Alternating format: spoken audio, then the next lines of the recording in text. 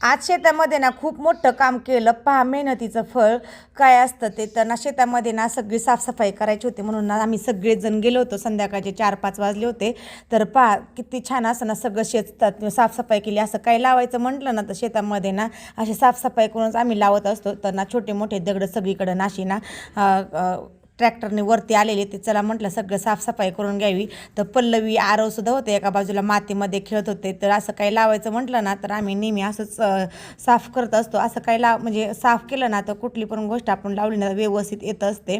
तर असंच काम करावं लागतं बरं का. कारण काम केल्याशिवाय पर्याय नसतो. तर कष्टाचं फळ हा नेहमी मिळतच असतं.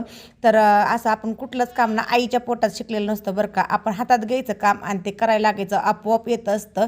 तर केल्याशिवाय पर्याय नसतो. तर आवडीने नेहमी काम केलं ना तर कधीच आपल्याला ना कुठलाच प्रॉब्लेम येत नाही. आणि मोठं व्हायचं म्हटलं ना तर खरंच कष्टाशिवाय काहीच नाही बरं का. कष्टाशिवाय पर्यायच नाही. तर नेहमी काम करत राहायचं आपोआप आपल्याला ना यश मिळत असतं. तर ह्याचा मोठा व्हिडिओ ना चॅनलवरती लवकरच येईल. तर पहा. तर जाता जाता चॅनल लाईक शेअर कमेंट करायला अजिबात विसरू नका आणि सबस्क्राईब करा. भेटूया एका सुंदर अशा नवीन व्हिडिओमध्ये. तोपर्यंत सगळ्यांना बाय.